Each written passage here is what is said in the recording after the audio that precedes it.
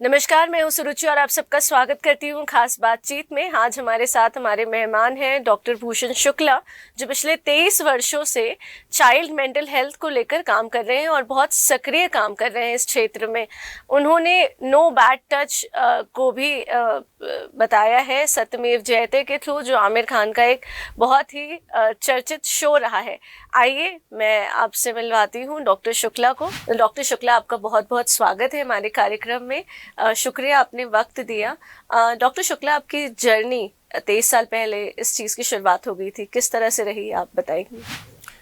सुरुचि, जब मैं एमडी कर रहा था 1996 से 1999 तक, तो पेशेंट्स को जब एग्जामिन कर रहे थे, ट्रीट कर रहे थे, गवर्नमेंट हॉस्पिटल था, काफ़ी तादाद में लोग आते थे और काफ़ी बार 60-70% टाइम्स ऐसा लगता था कि यार इस आदमी को अगर बचपन में मदद मिल जाती तो ये आज यहाँ तक नहीं पहुँचता, इतनी गड़बड़ नहीं होती।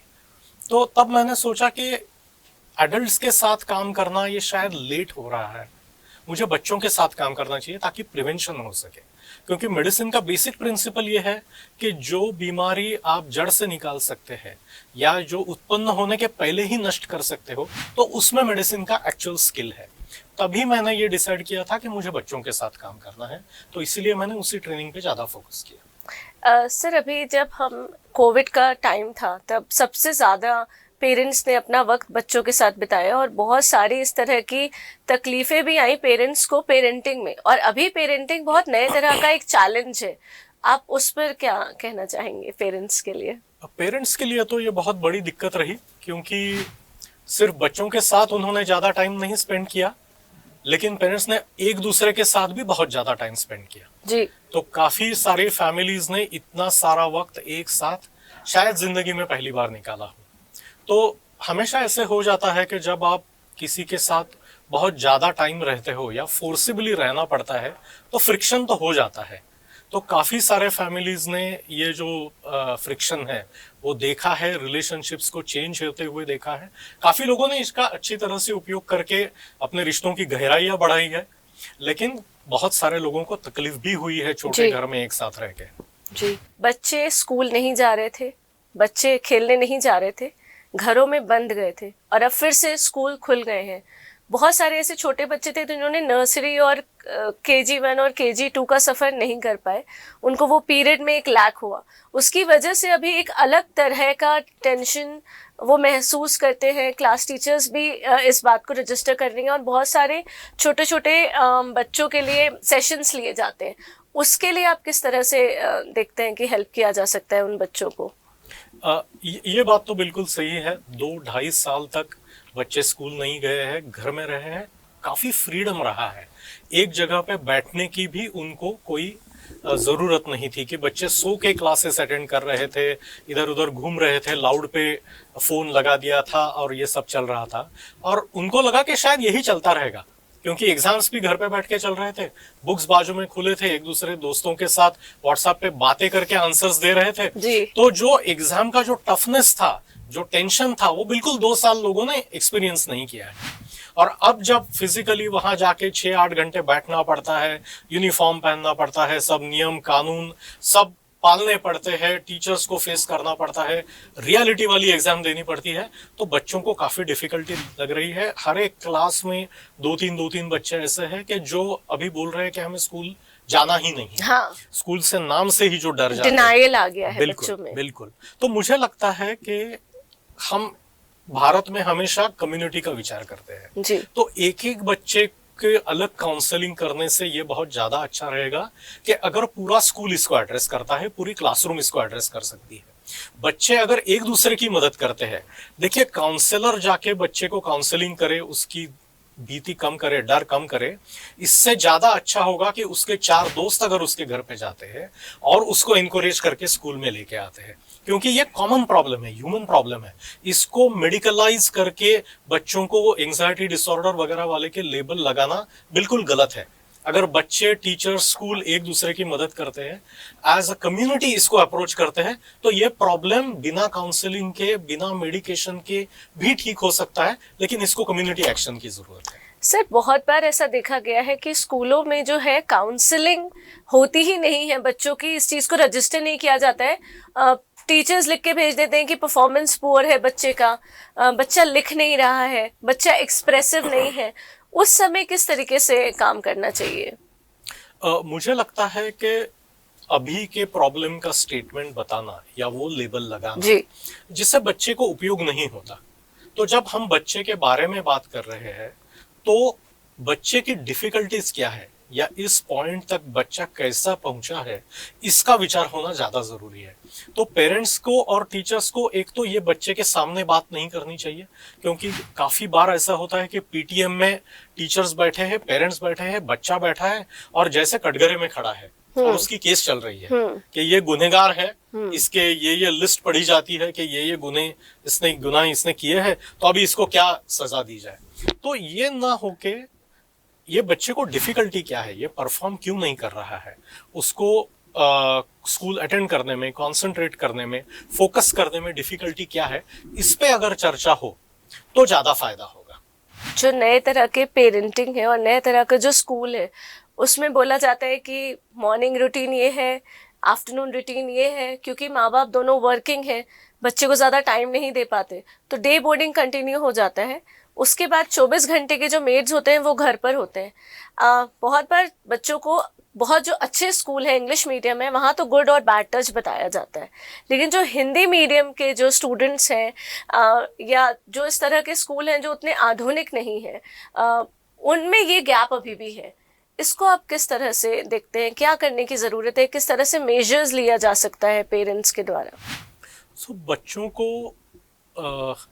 उनके निजी आयुष्य में ये ऐसे निगेटिव एक्सपीरियंसेस आना, बैड टच का एक्सपीरियंस करना पड़ना, ये अनफॉर्चुनेटली काफ़ी कॉमन बात है। सरकारी आंकड़े बताते हैं कि ऑलमोस्ट 50% बच्चे रिपोर्ट करते हैं कि उन्होंने ज़िंदगी में कभी ना कभी बैड टच फेस किया है। तो इसके एक दो प्रिवेंटेटिव मेजर्स है कि एक तो बात यह है कि बच्चों को एक किसी व्यक्ति के साथ घर में रखा जाए, ये ज़्यादा सेफ बात नहीं है। ये काफी बड़ा फैशन है कि घर पे नैनी रख के या चाइल्ड केयरर रख के उसके साथ 8-10 घंटे बच्चे अकेले घर पे रहते हैं। तो ये बात मेरे हिसाब से बिल्कुल ही सेफ नहीं है।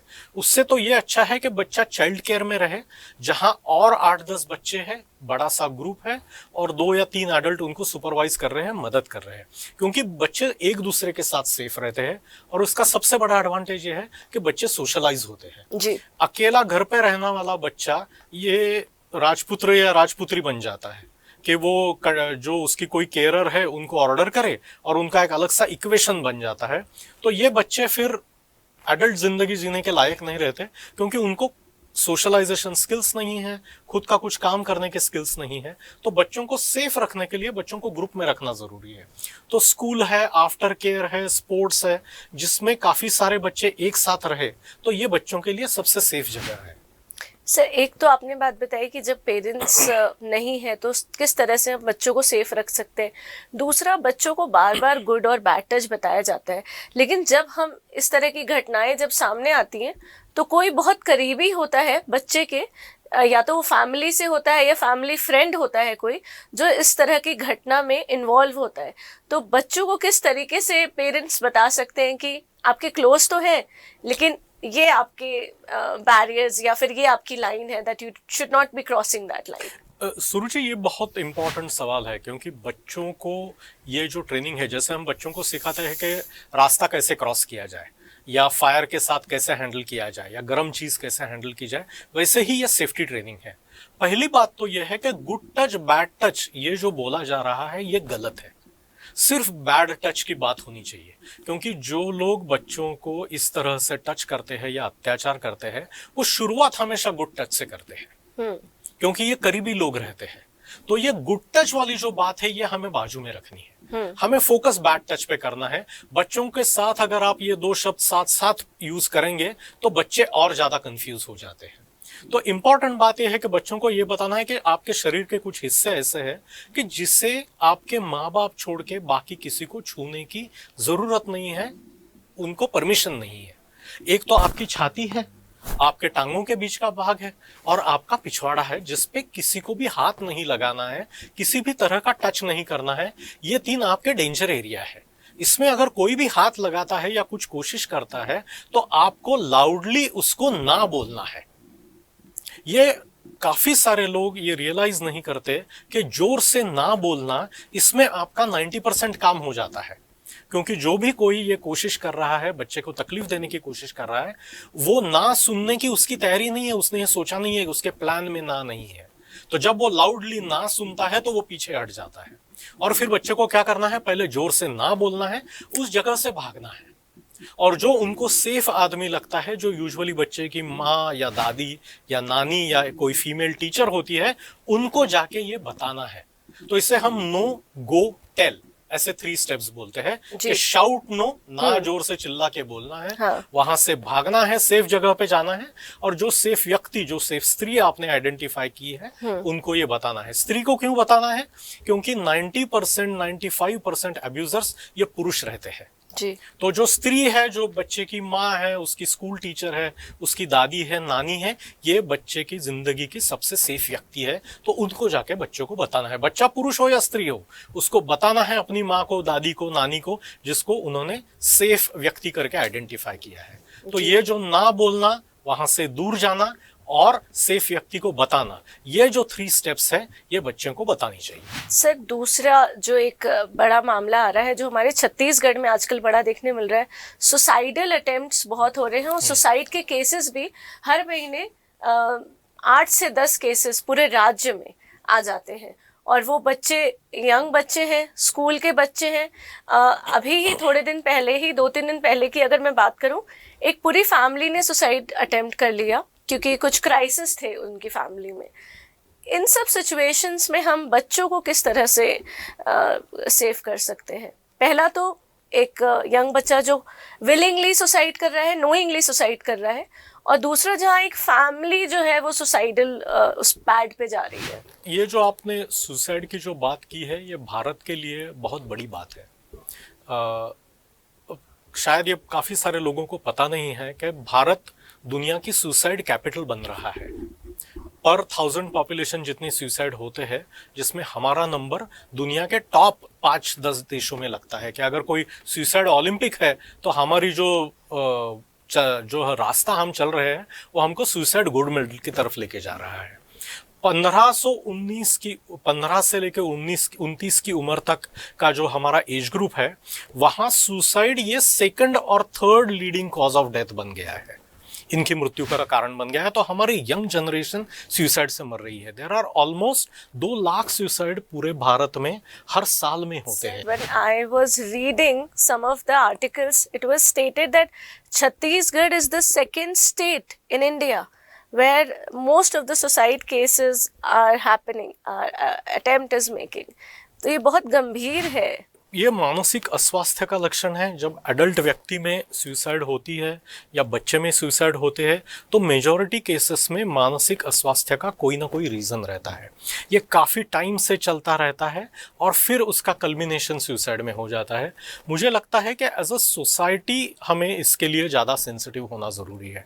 देखिए, सुसाइड के लिए जब आदमी समाज से अलग हो जाता है, वो पूरा कुटुंब उनके आजू बाजू के लोगों से, कम्युनिटी से अलग हो जाता है, तो ये अपने लिए धोखे की एक बड़ी लाल झंडी है कि अगर कोई व्यक्ति या कोई फैमिली अलग हो रही है, उनका कम्युनिकेशन कम हो रहा है, उनका कांटेक्ट कम हो रहा है, सोशल सिचुएशन में उनको इन्विटेशन जा रहा है लेकिन वो आ नहीं रहे हैं, अपने ही दायरे में घूम रहे हैं, तो अगर ऐसी कोई फैमिली, ऐसी कोई व्यक्ति आपके पास है, तो मुझे लगता है कि एज अ ह्यूमन बीइंग अपना ये फ़र्ज़ बनता है कि हम उनको चाय पे बुलाएं या अकेले में उनके साथ बात करें, कंधे पे हाथ रखें और उनको पूछे कि भाई कुछ तकलीफ है, हम कुछ मदद कर सकते हैं।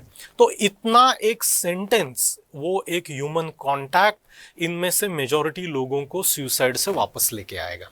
तो इसके लिए आप साइकियाट्रिस्ट होने की ज़रूरत नहीं है, आप मनोविज्ञान तज्ञ होने की बिल्कुल ज़रूरत नहीं है। जो आपकी ह्यूमैनिटी है, जो ह्यूमन कांटेक्ट है, कि उनको ये बताना है कि आप अकेले नहीं हो, हम आपके साथ हैं, हमारे तरफ से हम मदद करने की कोशिश कर रहे हैं, तो आप अपने आप को अलग मत समझिए। तो इतना होप देना, ये कांटेक्ट देना, ये सुसाइड प्रिवेंशन का सबसे बड़ा टूल है अपने हाथ में। सर, ये बच्चों की बात हो गई, लेकिन बहुत सारे ऐसे बड़े हैं जो कि ऑफिसेज जा रहे थे, अब घर पर हैं। बहुत सारे लोगों की जॉब चली गई है।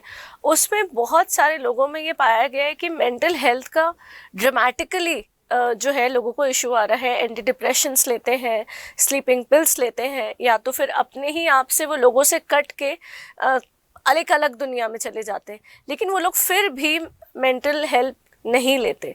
पढ़े लिखे हैं, सारी चीज़ें पता है, लेकिन एक स्टिग्मा है। उस केस में हम किस तरह से मदद कर सकते हैं किसी की? काफ़ी लोगों का ये एक बिलीफ है कि जब आप मनोविकार तज्ञ के पास या साइकोलॉजिस्ट के पास जाओगे तो आपको प्रिस्क्रिप्शन दिया जाएगा। ये बात सही नहीं है। मेजॉरिटी लोगों के लिए काउंसलिंग और साइकोथेरेपी ये आपके लिए बिल्कुल अवेलेबल एवेन्यू है, जो छत्तीसगढ़ में अवेलेबल है। हर जगह पे अभी मनोचिकित्सक है, साइकोलॉजिस्ट है, तो बेझिझक आप उनके पास जा सकते हैं। कोई आपको कंपलसरी टैबलेट नहीं खिलाने वाला। जो सबसे बड़ा लोगों के मन में डर है वो टैबलेट का है कि हम इन टैबलेट के आदी बन जाएंगे, इससे हमारा दिमाग काम करना बंद कर देगा, हमारा नींद बहुत बढ़ जाएगी। ये जो सब है, ये 50-60 साल पुराने वाले प्रिमिटिव मेडिसिन जो थे, उनके जो साइड इफेक्ट्स थे, डिफिकल्टीज थी, वो अभी तक लोगों के मन में बैठी है। जैसे अभी आप बाहर जाते हो तो आप बैलगाड़ी में बैठ के नहीं जाते हो। हाँ। आप अपनी कार में बैठते हो, बाइक पे बैठते हो, एरोप्लेन में बैठते हो, साइकिल चलाते हो। तो वैसे ही मेडिसिन काफ़ी प्रोग्रेस कर चुका है। जो आधुनिक उपाय आपके लिए अवेलेबल है वो बिल्कुल आधुनिक मेडिसिन के क्राइटेरिया में फिट होने वाले हैं, जिसपे साइड इफेक्ट मिनिमाइज होते हैं। 90% people do not get any side effects at all. Actually, they do quite well. So all this help is available for you, provided you go ahead and take it. Of course. Sir, quickly I would want to know, anxiety is one thing which everybody is facing right now, especially after COVID. उसके लिए आप किस तरह के measures, quick measures बताना चाहेंगे जो लोग प्रैक्टिस करें तो एंजाइटी जो डेली रूटीन में आ रही है, फ्रिक्शन आ रहा है, वो कम हो सके? जो सब क्लिनिकल लेवल की एंजाइटी है, मतलब आपकी एंजाइटी अभी तक बीमारी नहीं बनी है, जो आपके डर के लेवल पे रही है, जिसके काफ़ी सारी चीज़ें आप कर सकते हैं। एक तो बात यह है कि आप रेगुलर एक्सरसाइज करें। जो आपके बदन में जो स्ट्रेस डेवलप होता है, जो एक्सरसाइज से डिस्पेल हो जाता है, तो exercise is your biggest protection against anxiety. आप हफ्ते में 4 बार या 5 बार एक्सरसाइज कीजिए। और ज़्यादा फायदा होगा अगर आप एक्सरसाइज ग्रुप में करते हैं तो 40 to 45 मिनट्स आपको एक्सरसाइज करना है। आप मॉर्निंग वॉक जा सकते हैं, आप प्राणायाम कर सकते हैं। Deep breathing is one of the most effective ways of managing your anxiety. Third thing that is there is जो आपके जो भी कुछ इंटरेस्ट की बातें हैं, कि आप पेंटिंग करते हैं, आप म्यूजिक बनाते हैं, आपको लोगों के साथ काम करना अच्छा लगता है, आपको पूजा करना अच्छा लगता है, जो भी आपके मन की बात हो, जिससे आपको शांति मिलती है, जिससे आप कुछ क्रिएटिव कर रहे हो, इसके लिए आप रोज के दिनचर्या में आधा घंटा जरूर बनाए रखें। और सबसे इंपॉर्टेंट बात, जो आपका स्क्रीन टाइम है वो आप मिनिमम कीजिए। आपकी जो नींद है, रात की 8 घंटे नींद अगर आप ठीक से लेते हैं, रोज लेते हैं, फिटफुली लेते हैं, तो आपकी मानसिक बीमारियां काफ़ी कम हो जाएगी। क्योंकि नींद जो है, जो इसमें काफ़ी सारा हीलिंग का काम होता है।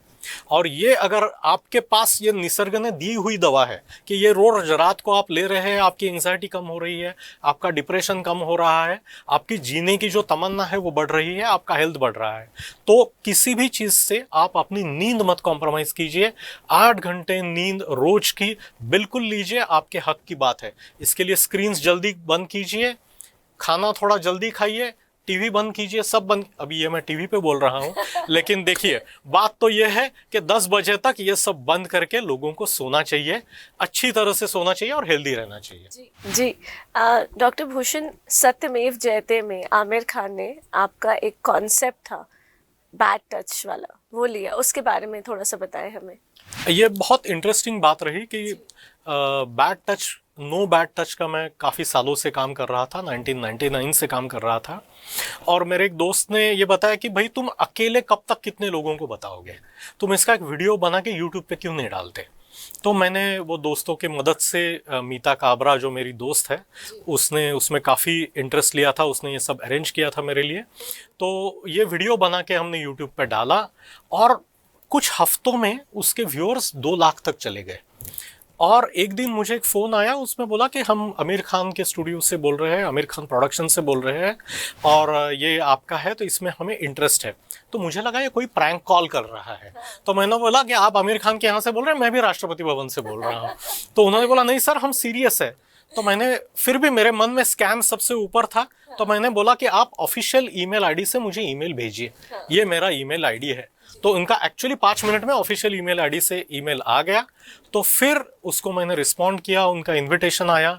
फिर जो बच्चे मेरे साथ उस फिल्म में काम कर रहे थे, उसमें से कोई बच्चे और बाकी दोस्तों के बच्चे लेके हम वहाँ स्टूडियो गए, और आमिर जी ने सब बच्चों को बहुत अच्छी तरह से एंटरटेन किया, उनकी फैमिलीज़ को एंटरटेन किया, और इस एपिसोड की शूटिंग हुई। इस एपिसोड का किस तरह से बाद में क्या रिएक्शन रहा लोगों का? क्या आपको लगता है कि बहुत कारगर साबित होता है जब आप इस तरह का एक प्लेटफॉर्म मिलता है, लोग ज़्यादा समझते हैं, उसको रिकग्नाइज करते हैं? आमिर जी जैसा रिकग्नाइज्ड व्यक्ति जब ऐसे कोई कॉज के बारे में बात करता है तो इस कॉज का स्टिग्मा कम हो जाता है। अभी आपने बताया कि लोग मनोचिकित्सक के पास जाते नहीं हैं, डिप्रेशन के ट्रीटमेंट नहीं करवाते हैं। ये पहले वही बात होती थी। जब मैं स्कूलों में जाके बच्चों के साथ बात करने की कोशिश कर रहा था तो प्रिंसिपल्स मुझे धक्के दे के बाहर निकालते थे, कहते थे कि हमारे संस्कृति में ये होता नहीं है, डॉक्टर शुक्ला आपका क्या दिमाग हट गया है, आप ये क्या बात कर रहे हो, हमारे यहाँ ऐसे होता नहीं है, हमारे बच्चे तो सब खुशहाल है। जब नेशनल टेलीविजन पे आमिर खान ने ये बात जब छेड़ी, तब लोगों की आंखें खुली। तो ये जो बड़े लोगों का, जिनका पॉपुलर है, जिनका बहुत बड़ा फॉलोइंग है, वो जब इसके बारे में पॉजिटिव बात करते हैं तो उसको समाज को उससे बहुत बड़ा फायदा मिलता है। मुझे लगता है कि सत्यमेव जयते का ये एक बहुत बड़ा इफेक्ट रहा कि चाइल्ड अब्यूज़ के बारे में लोगों की आंखें खुल गई, लोगों ने उसके बारे में बात करना शुरू किया। उसके 2 साल बाद उस पर एक लॉ भी आया जिसे पॉक्सो बोलते हैं। तो अभी चीज़ें काफ़ी बदल गई है, तो उसका बहुत बड़ा योगदान रहा है उसमें। डॉक्टर भूषण, आपकी ये किताब है basics of sex, gender and sexuality, इसके बारे में आप कुछ बताना चाहेंगे? ये जो किताब है, मैं काफ़ी साल से सेक्सुअलिटी के एरिया में काम कर रहा हूँ। आपने शायद ये भी सुना होगा कि 377 जो इंडियन पीनल कोड का कलम है जिसमें होमोसेक्सुअलिटी को क्रिमिनलाइज किया था, उस होमोसेक्सुअलिटी को अभी डिक्रिमिनलाइज किया गया है। इसके बारे में समाज में काफ़ी सारी उल्टी पुल्टी बातें चलती रहती है। एज अ साइकियाट्रिस्ट मैं ये हमेशा देखता हूँ कि अपनी जो सेक्सुअलिटी है ये अपने ज़िंदगी की बहुत बड़ी बात है। पहले ऐसा होता था, लोग बोलते थे कि शादी के बाद इस सब की चर्चा होगी, लेकिन अभी अगर आप देखते हैं तो बच्चे जब एडल्ट बन जाते हैं, उनका शरीर जब तैयार हो जाता है, वो 13, 14, 15, 16, 17 की उम्र में तैयार हो जाता है, और एजुकेशन की वजह से, फाइनेंशियल चेंज सिचुएशन की वजह से लोग शादी बहुत बात करते हैं। तो उसके बीच में वो उस सेक्सुअलिटी का क्या करें, ये सेक्सुअलिटी कैसे समझे? जो अलग अलग सेक्सुअलिटी है, हमारे सेक्सुअल अट्रैक्शंस हैं, ये तो निसर्ग ने दिए हुए, जो बिल्ट इन आए हैं हमारे साथ, तो वो कैसे समझे, उसका क्या करें? इसमें लोगों में बहुत सारी गलत फहमियाँ हैं। तो ये कम करने के लिए साइंटिफिक व्यू क्या है, मॉडर्न साइंस इसके बारे में क्या बोलता है, हमें क्या मालूम है, क्या ठीक है, क्या नहीं है, ये सब लोगों तक लेके जाने के लिए मैंने, मेरे एक दोस्त जो बिंदु माधव खिरे है, जो इस एरिया में 30 साल से काम कर रहे हैं, उनके साथ ये किताब लिखी है। जी, अगर मैं कुछ बुलेट पॉइंट्स आपको पूछूं कि क्या होंगे इसके बारे में, अवेयरनेस के बारे में, तो क्या होंगे वो? देखिए, हमारी सेक्सुअलिटी जो है वो बिल्ट इन सेक्सुअलिटी आती है। कौन सी चीज़, कौन सी व्यक्ति, उसका कौन सा अंग या कौन सा तरीका मुझे अच्छा लगे, मुझे सेक्सुअली एक्साइट करे, ये मेरे कंट्रोल की बात नहीं है। तो ये सबसे इम्पॉर्टेंट बात है कि आपके मन में जिस चीज़ से सेक्सुअलिटी उत्पन्न होती है, सेक्सुअल डिज़ायर होती है, वो आपकी पर्सनल सिग्नेचर है, इसके आप दोषी नहीं हैं। ये सेक्सुअल डिज़ायर समाज मान्य नियमों से, कायदे के नियमों से आप कैसे व्यक्त करें और एक अच्छा जीवन जिए, ये आपके हाथ में है। और अगर इसके लिए आपके मन में कोई भी संदेह है तो आप आपके पास के डॉक्टर के पास या काउंसलर के पास बात कर सकते हैं। सेक्सुअलिटी ये एक खुशहाल ज़िंदगी जीने का बहुत अहम भाग है। ये बाजू में रख के, इसको बंद करके कोई भी दुनिया में सुखी नहीं हो सकता। वो हिमालय में जाने वाले जो महापुरुष है वो अलग बात है, वो शायद 5 कोटि लोगों में एक होगा, लेकिन बाकी जो हम जो 140 कोटि लोग हैं, करोड़ लोग हैं, हमारी ज़िंदगी में सेक्सुअलिटी एक बालिग उम्र के साथ बहुत बड़ा इम्पॉर्टेंट पार्ट है और उस पर हमें ध्यान देना चाहिए, काम करना चाहिए। इसमें अगर कोई डिफ़िकल्टी लगती है तो वो ज़रूर अपने डॉक्टर के साथ, काउंसलर के साथ बात करके मन में जो कन्फ्यूजन है वो दूर करने पे काम करना है। जी, डॉक्टर भूषण, आप आए, आपने वक्त दिया, बहुत सारी चीज़ें आपने बताई, बहुत सारी चीज़ें साफ हुई और उसके लिए बहुत बहुत शुक्रिया। बहुत अच्छा लगा आपसे मिलकर। थैंक यू सुरुचि जी, आपने इन डिफ़िकल्ट सब्जेक्ट्स को बिल्कुल कॉन्फिडेंटली लोगों के सामने रखा है। मैं आपका बहुत शुक्रगुजार हूँ और आपने ये मेंटल हेल्थ के लिए बहुत अच्छा काम किया है। Thank you very much. तो आपने सुना किस तरह से डॉक्टर भूषण ने बहुत सारी बातें हमें बताई जो कि अभी भी हम टैबू मानते हैं समाज में। बहुत सरलता से सर ने बहुत सारी चीज़ें बताई। मैं आशा करती हूँ कि अगर आप ये इंटरव्यू पूरा आपने ध्यान से सुना है तो आपको बहुत सारी चीज़ें अब थोड़ी आसान लगी होगी। आपके कमेंट्स और आपके व्यूज़ का इंतज़ार हमको रहेगा। तब तक के लिए नमस्कार।